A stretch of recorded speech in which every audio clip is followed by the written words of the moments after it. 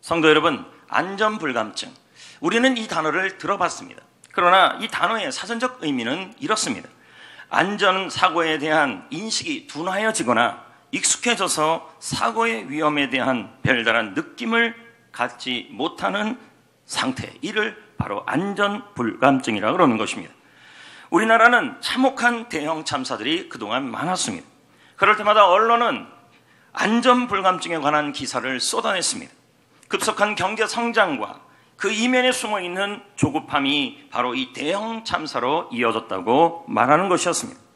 그런데 여러분, 안전불감증보다 더 심각한 불감증이 있습니다. 그것은 바로 감사불감증입니다. 감사불감증이란 무엇일까요?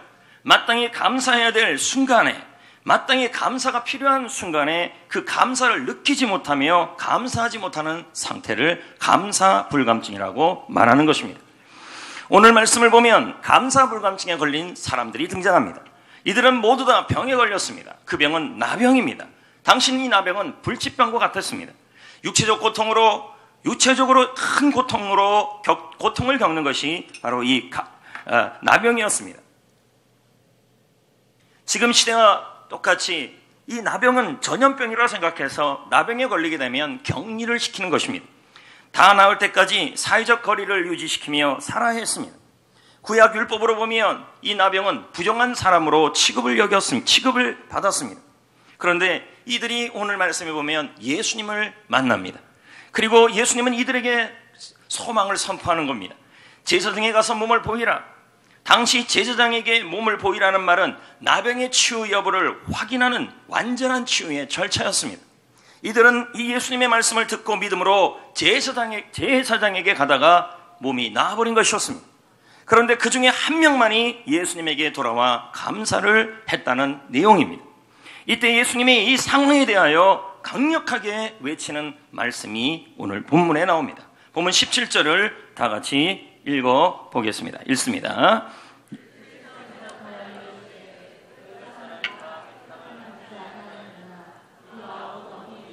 치유받은 사람은 10명이라는 것입니다. 그런데 한 명만 돌아왔다는 것입니다. 그리고 예수님께 감사한 것입니다. 그러면 9명이 사라진 것이죠. 예수님은 감사하는 사람을 찾고 있었습니다. 그래서 외쳤습니다. 10사람이 깨끗함을 받지 않았느냐? 10사람이 나음을 받지 않았느냐? 9은 어디 갔느냐? 어찌하여 너희들은 감사를 잃었느냐? 어찌하여 감사가 사라졌느냐? 나병 환자들은 감사할 제목이 있었습니다.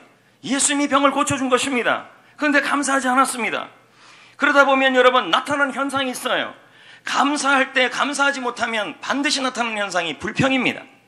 나중에는 그 감사거리가 무슨 거리가 되냐면 예수님이 왜 병 고쳐줘가지고 못 볼 걸 보게 하냐고 또 이렇게 나오는 것입니다. 감사거리가 불평거리가 되는 것입니다. 이들은 감사불감증에 걸렸기 때문인 것입니다. 여러분, 이스라엘은 광야에서 먹을 것이 전혀 없었습니다.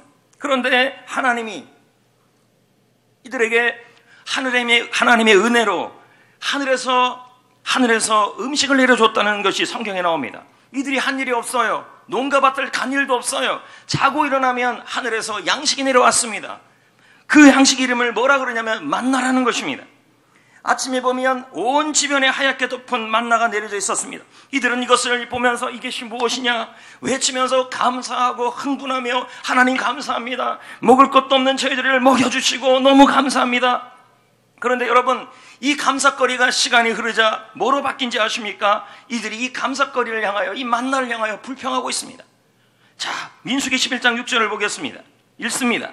이제는 우리 기력이 보이는 것이 아무것도 없도다 하니. 성도 여러분, 그렇게 소중했던 만나가, 그렇게 감사했던 만나가 이제는 불평의 대상이 되었습니다. 하나님의 은혜를 경험했던 그 만나가 이제는 원망하고 있는 원망의 거리가 되었습니다. 그 이유가 무엇일까요? 그것은 바로 감사불감증입니다. 여러분, 감사불감증의 반대말이 뭔지 아십니까? 바로 불평과민증입니다. 과민증이란 무엇입니까? 예민한 증세를 의미합니다. 불평에 대해서 예민한 증세가 바로 불평과민증입니다. 그래서 범사에 불평하며 즉시 불평하는 게 불평과민증인 것입니다. 이규택 논설위원은 한국인들이 가지고 있는 공통적인 병이 있다는 것입니다. 그는 신문에서 말합니다. 그것이 바로 감사 결핍증이라는 것입니다. 예를 들어 가게에서 물건을 사가지고 나올 때 주인은 감사합니다, 주인은 감사해요서라는 말 대신에 한국인들은 대부분 이렇게 말한다는 것입니다. 또 오세요. 부모가 자녀들에게 장난감을 사주면 아이들은 부모님께 고맙습니다는 말 대신에 야 신난다는 말을 아이들이 먼저 한다는 것입니다. 이처럼 한국 사회에 감사 결핍증이 만연해 있다는 것을 이규택 논설위원은 설명합니다. 이에 반해 영국 사람들은 일상에서 제일 많이 하는 말이 감사랍니다. 신문을 한 장을 사도 감사, 과일을 한 개 사도 감사. 그래서 이들은 하루에 적어도 몇 번을 감사하냐 들어봤더니 100번은 넘게 한다는 거예요. 그래서 감사 캠페인 하는 분들이 이 100번의 감사를 하루에 하자는 말이 여기서 나온 것입니다. 우리는 이렇게 생각할 수 있습니다. 내가 당신 물건 사는데 내가 왜 감사했느냐고, 이건 당연한 일이 아니냐고 이렇게 말할 수 있습니다. 하지만 영국 사람들은 그렇게 생각하지 않습니다. 그 상점이 나로 하여금 이 물건을 살 수 있도록 준비하여 주었기 때문에 감사하다는 것입니다. 여러분, 우리는 지금 매주마다 예배당에 나오고 있습니다. 근데 지금도 30억의 인구는 코로나와 상관없이 지금 더 늘었겠죠.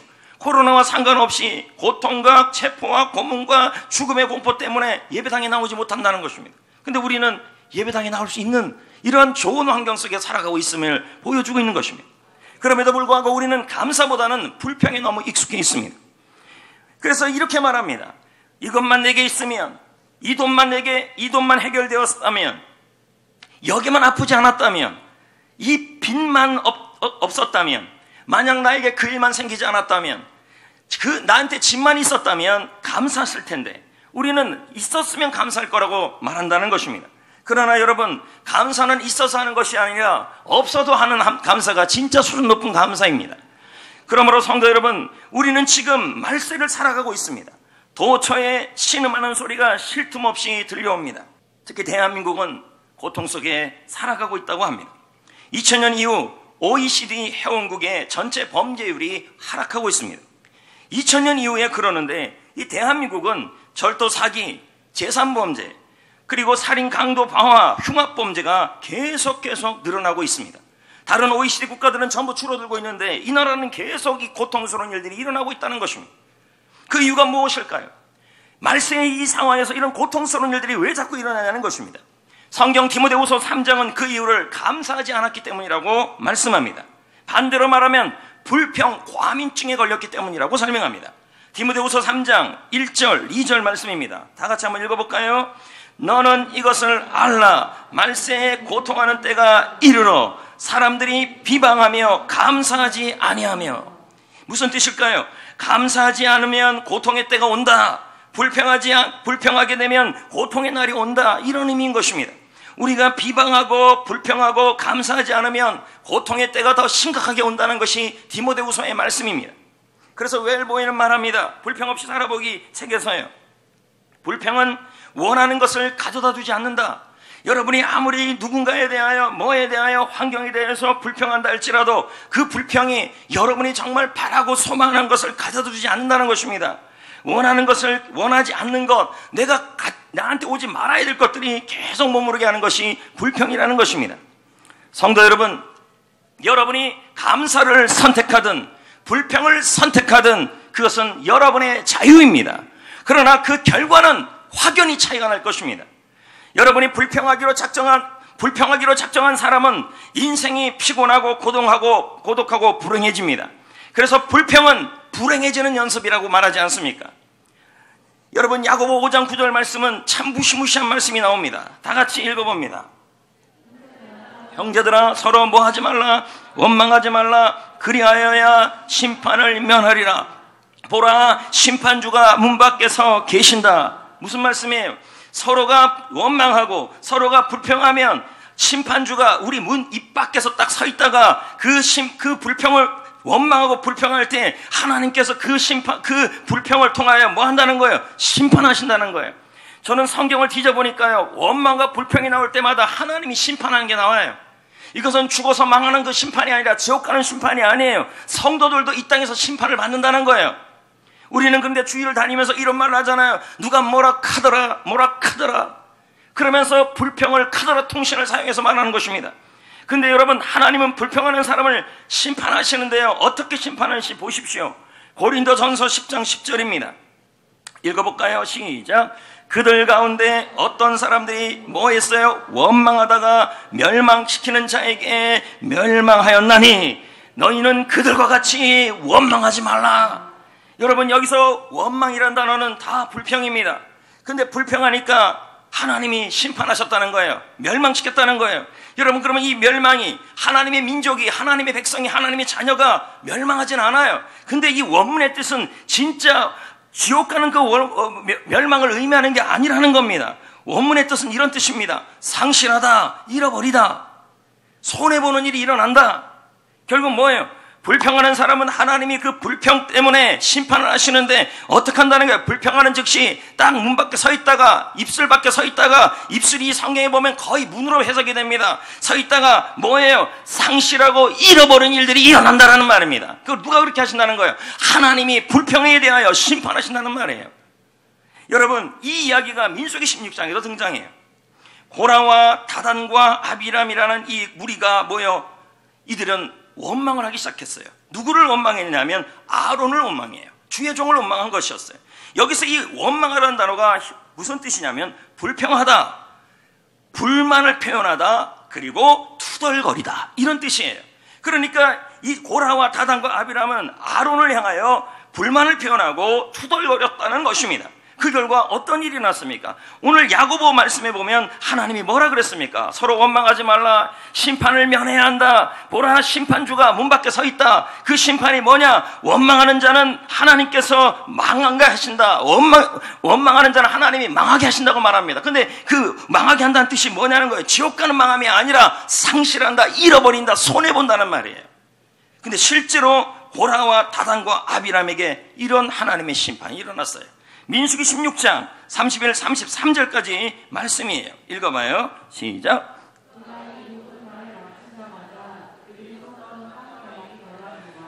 땅이 그의 입을 열어 그들과 그들의 집과 고라에게 속한 모든 사람과 그들의 재물을 삼키며, 벌써 손해잖아요. 그들과 그의 모든 재물이 산채로 스올에 빠지며 땅이 그 위에 덮으니 그들이 회중 가운데 망하니라. 그 망한다는 뜻이 뭐예요? 지옥 가는 망함이 아니에요. 누구든지 예수 그리스도를 믿지 않으면 멸망하니라. 그 멸망이 아니지 않습니까? 이건 뭐예요? 상실한다는 말이에요. 잃어버린다, 손해본다는 의미예요. 그래서 우리는 오늘 말씀을 무겁게 받으셔야 합니다. 다시 한번 이 불평이 얼마나 나쁜 것인지를. 사탄은 우리가 감사보다 불평을 하기를 원합니다. 그래서 정강 목사의 책에 보면 이런 말이 나와요. 항상 낙심하라, 쉬지 말고 원망하라, 범사에 불평하라, 이는 사탄의 뜻이니라. 사탄복음 5장 16절부터 18절까지. 항상 낙심하라, 쉬지 말고 원망하라, 범사에 불평하라. 성도 여러분, 우리는 코로나 시대를 살고 있습니다. 학자들은 말합니다. 코로나19로 인해 경제 불황이 올 것이다. 경제적 약자들이 타격이 올 것이다. 특히 소상공인인 자영업자, 시간제 비정규직 노동자, 월세 세입자들이 직접적으로 타격을 입을 것이다. 코로나가 짧은 기간에 종식되지 않고 장기화되면서 우리네 삶은 벼랑 끝으로 몰리게 될 것이다. 경제학자들은 코로나19가 방아쇠 역할을 했을 뿐이지 실상은 오랜 시간 잠재된 경제 위기의 문제들이 이번에 이 코로나로 더 촉발되었다. 실제로 경제개발협력기구, 경제협력개발기구 OECD는 한국이 올해 양호하면 플러스도 아니고 마이너스 1.2% 성장을 한다. 이건 성장이 아니죠. 마이너스죠. 코로나 2차 확산이 일어나면 마이너스 2.5%까지 계속 떨어질 거라는 거예요. 특히 제조업에서 고용 감축이 본격화되면서 5월자 실업률이 여러분 역대 최고치를 갱신했습니다. 자그마치 127만 명이 지금 실업자라는 것입니다. 모든 신문과 뉴스들은 안 좋은 결과를 내보내고 있습니다. 이럴 때 여러분, 우리는 어떻게 해야 할까요? 계속 이 상황에서 불평하면 될까요? 여러분, 우리 하나님은 코로나보다 크신 분이시며 우리 하나님은 모든 상황보다 크신 분이시기에 하나님 앞에 우리가 불평하지 마시고, 여러분 우리가 불평하면 불평할수록 그 불평으로 인해서 하나님 앞에 우리가 잃어버리고 상실한 일들이 일어날 수 있음을 기억하셔서 확실하게 우리 삶 속에 불평을 멀어지게 하시고 불평을 없애버리시고 불평 없이 살아보시고, 할렐루야! 이제 다시 우리 불평 없이 살아봐야 합니다. 주님은 분명히 말씀하셨습니다. 불평하고 원망하지 마라. 서로 형제들아, 서로 불평하고 원망하지 마라. 그래서 심판을 면하라. 하나님이 심판주가 너희 문 앞에 서 있다. 여러분, 그 심판이 뭐였습니까? 바로 멸망이었습니다. 우리가 지옥 가는 멸망이 아니라 상실하고 잃어버리고 손해보는 일이 자꾸 불평할 때 일어난다는 거예요. 여러분, 하나님은 어떤 상보다 크신 분이십니다. 믿으셔야 합니다. 지금 서랍장에 있던 그 밴드, 그 묶어있는 밴드, 그리고 여러분 먼지 자욱한 그 밴드, 우리는 흔히 이 밴드를 보라색 밴드라 부르기도 하며 불평 없이 제로 밴드라고 말하기도 합니다. 그러나 오늘부터 이 밴드 이름을 바꿨으면 좋겠습니다. 부정적인 언어를 쓰지 마시고 감사 밴드로 바꿨으면 좋겠습니다. 그래서 다시 한번 그 밴드를 꺼내서 여기다가 끼십시오. 이렇게 얼마나 신축성이 좋은지, 웬만한 고무줄과도 끊어지지도 않습니다. 최근에 보십시오. 우리 주위에 이거 낀 사람이 몇 명이나 있겠습니까? 어느 썩 무감각해지고 감사불감증이 시작된 것이죠. 이 작은 것 하나가 인생을 바꿀 수 있음을 기억하셔야 합니다. 여러분, 불평은 하나님의 심판 대상입니다. 우리 모두 우리 성경교회 안에, 성도들 안에, 셀 안에, 할렐루야, 불평 제로를 만들어야 합니다. 그래서 멋진 문화를 만들어 가야 되지 않겠습니까? 그러기 위해서 우리는 감사해야 합니다. 16절 말씀을 보겠습니다. 다 같이 읽어봅니다. 시작. 예수의 발 아래 엎드려 감사하니 그는 사마리아 사람이라. 여러분, 누가 돌아왔습니까? 사마리아 사람이 돌아왔습니다. 예수의 발 아래 엎드려 감사했습니다. 이런 행동은 상대방에 대한 존중입니다. 그는 예수님의 치유를 당연하게 받지 않았습니다. 그는 마음에만 담아두지 않았습니다. 그는 감사를 미루지 않았습니다. 즉시 표현했고, 그리고 전심으로 표현했던 것입니다. 이영 교수님이 그런 말을 하지 않습니까? 감사는 표현이다. 표현한 감사만 남는다. 지난주에 했던 말이잖아요. 말로, 글로, 표정으로, 행동으로, 삶으로 감사를 표현해야 한다. 예배당에 나올 수 있는 것도 감사, 글을 쓸 수 있는 것도 감사, 잠을 잘 수 있는 집이 있는 것도 감사한 일 아니겠어요? 그래서 주님이 말씀하잖아요. 살전 5장 18절에 범사에 감사하라. 이는 그리스도 예수 안에서 너희를 향하신 하나님의 뜻이다. 하나님의 뜻이다. 우리는 가끔 묻잖아요. 이럴 때 뭐가 하나님의 뜻이에요? 여러분, 하나님의 뜻은 확실해요. 쉬지 말고 기도하라, 항상 기뻐하라, 범사에 감사하라. 이것만 확실하게 해도 하나님의 뜻대로 살아가는 것입니다. 그러면 이제 어떻게 감사해야 될까요? 이영 교수가 말하지 않았습니까? 감사하는 방법 4가지를요. 기억나시는지 모르겠습니다. 지난주에요. 즉시 감사하라, 당사자에게 감사하라, 구체적으로 감사하라, 화끈하게 감사하라. 근데 누가 이렇게 감사했어요? 이 사마리아 이분이 이렇게 감사했어요. 즉시 감사했죠, 화끈하게 감사했죠, 성실하게 감사했죠, 당사자인 예수님이 감사했죠, 그리고 자신을 고쳐주심을 감사했죠. 우리도 감사할 일이 있으면 즉시 미루지 말고 표현하시면서 구체적으로 성의 있게 화끈하게, 그리고 감사 일기장도 좀 써보셔야 할 줄 믿습니다. 왜요? 표현하지 않는 감사는 남지 않기 때문이며 표현해야 하나님이 기쁨의 날을 주기 때문입니다. 시편 50편 23절을 말씀합니다. 다 같이 한번 큰 소리를 읽어봅니다. 시작. 감사로 제사를 드리는 자가 나를 영화롭게 하나니 그의 행위를 옳게 하는 자에게 내가 하나님의 구원을 보리라. 할렐루야. 하나님은 감사하는 자에게 구원을 주신다는 것입니다. 기쁨을 주시고 소망을 주시고 능력을 주시고 하나님이 건져주시고, 감사하면 하나님께서 해결하여 주시고. 그래서 그런 말이 있잖아요. 감사는 모든 축복의 열쇠이고 문제 해결의 열쇠이다. 정강 목사가 말합니다. 불평을 던지면 불평이 돌아오고 감사를 던지면 치유와 회복과 행복과 더 큰 감사 제목이 돌아온다. 여러분, 서순환 장로님 우리 교회 예전에 왔다 가지 않았습니까? 그분이 그런 말 하지 않았어요? 서순환 노래교실을 시작하고 나서 정말 돈을 긁어 모았다고요. 얼마나 많이 모았습니까? 근데 그분에게 시련이 찾아왔잖아요. 매니저였던 그의 부인이 어느 날 10억 빚을 장로님에게 남겨놓고 남길 게 없어서 빚을 남기고요. 그리고는 집을 나가고 말았다는 거예요. 그때 다 들은 얘기예요. 장로님은 빚쟁이에게 시달리면서 몸에 심한 디스크가 왔어요. 그리고는 몸에 합병증이 오고 혈압까지 높아지고 당 수치가 기준치를 넘어버린 겁니다. 매일매일 불평하며 카더라 통신을 발동시키며 누가 뭐라 카더라 불평하며 살아갔습니다. 그런 그 장로님을 위해 기도하는 분이 계셨지 않습니까? 그의 어머니 노 권사님이 이 장로님을 위해서 새벽마다 기도하지 않았습니까? 어느 날 이 아들 장로님이 그렇게 좌절 속에 불평 없이 불평하며 원망하며 살아가니까 하나님 앞에서 그런 어려움을 당하고 있는 모습을 보니까 눈물이 넘어나서 기도하다가 하나님이 이 장로님에 대한 응답을 주셨어요. 그게 이사야 41장 10절이었어요. 그래서 장로님에게 찾아가 말했어요. 하나님이 응답을 주셨다고, 이사야 41장 10절을 주셨다고, 이 상황이 힘들어도 주님이 함께 하시고 두려워하지 말라고, 함께 할 것이라고, 너희 하나님이 되어줄 거라고. 그러니 매일 원망하지 말고, 매일 투덜대지 말고, 불평하지 말고, 낙심하지 말고, 이 말씀을 붙잡고 감사하며 살아가라고. 감사 과민증으로 살아가라고. 서순환 장로님이 그런 말을 해요. 내 난생 처음으로 그렇게 진실되게 회개 기도한 적이 없다. 엉엉 울면서. 제가 똑바로 못 살았어요. 제가 장로로서, 중직자로서 하나님 앞에 올바로 살지 못했어요. 그렇게 회개하고 나더니 마음이 시원해지는 거예요. 그때부터 이렇게 말이 바뀌었어요. 숨 쉬는 것조차 감사합니다.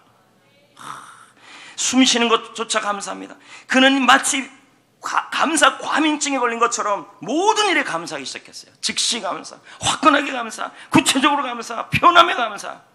그렇게 감사하는 상황 속에 해결하지 못할 일들이 해결되기 시작했어요. 그게 뭡니까? 그의 10억 빚이 하나님이 사람을 통해, 환경을 통해 해결해 버리신 거예요.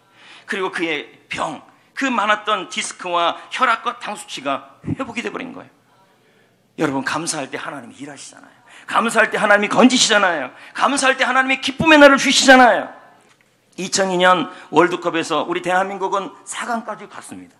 그때 감독이 히딩크 감독님이었습니다. 선수들의 약점을 알았습니다. 봤더니 선후배 관계가 너무 거리감이 있어서 경기장에서 소통이 안 되는 거예요. 그래서 선후배를 섞어서 식사하게 했어요. 그리고 경기장에서는 얘 명보야, 얘 선홍아 이렇게 부르게 한 것입니다. 그랬더니 선수들이 너무 자유분방해졌습니다. 그래서 인터뷰할 때 보면 히딩크 감독이 이렇게 말했다는 식으로 하면서 님을 뺐어요. 당시 한국 정서에 맞지 않는다는 생각이 국민들 안에 많았었습니다. 여러분, 윗어른이기 때문에 우리는 님을 붙여야 되는 게 우리나라 정서예요.